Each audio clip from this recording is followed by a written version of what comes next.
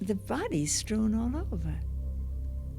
Innocent people caught by the military and killed and bodies discarded. That was an ongoing fact for years. And you couldn't live in that country without being witness to it. There was no question the people who killed them had to have had orders from above, had to have. But the Salvadoran government assured the U.S. that their military played no role in the churchwomen's murder, promising a thorough investigation.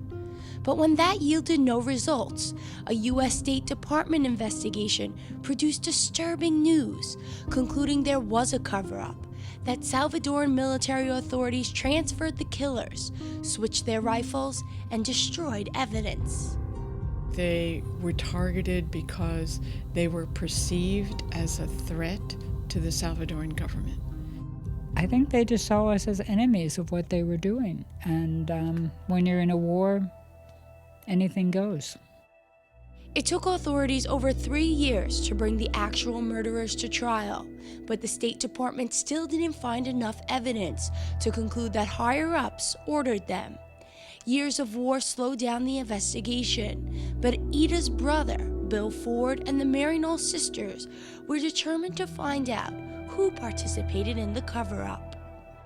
We hoped for that, but I think our smarts was that there would probably be some more complications than that. It wouldn't be that cut and dry.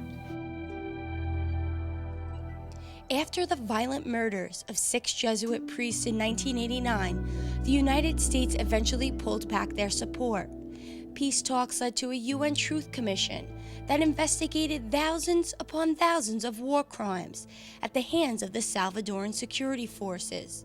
It also found that 2 top generals, Colonel Carlos Casanova and General Jose Garcia, had tried to cover up involvement in many of these crimes, including the deaths of the churchwomen.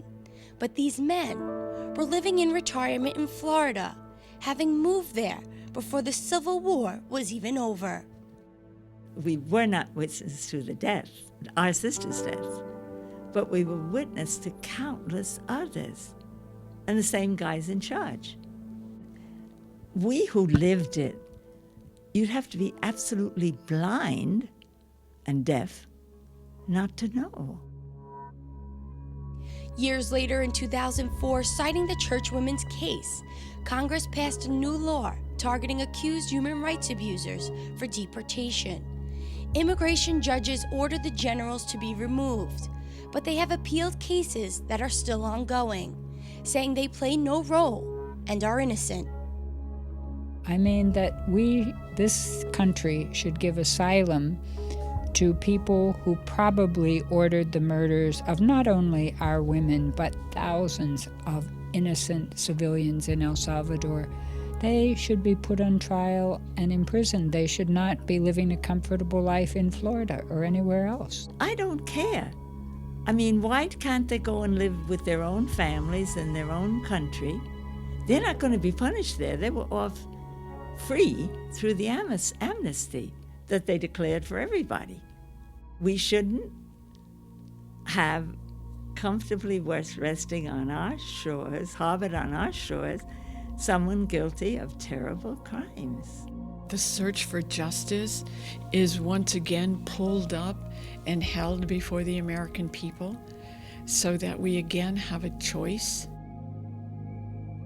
As one sister told me, this isn't a time just to remember, but instead, it's a story to keep alive the message of the Maryknoll sisters and the 75,000 Salvadorans who suffered the same fate, the message and the truth for giving your life for those in need. I asked Sister Peg what more an Ida would want. They might want to see justice done, but I think even more important, by and large, is that those who are poor are treated with dignity, are housed, are educated, have a health system, that the face of God in El Salvador really be a happy, healthy, holy face. So that's what they want. The truth behind that day is that your life is worth gifting for something else. That's what this is. It's not about Maryknoll sisters, or it's not about Jesuits. This is a celebration of commitment and recommitment to those who are needed. And how do you want to gift your life for others? What amazes me is that this many years after that incident, that the witness of the martyrs still inspires people. They are modern-day martyrs that touch us and help remind us, just like Pope Francis does, of really what our vocation is all about. It's using this event in our personal lives, very personal lives, to inspire the future. But it's you. What do you want to do with your life?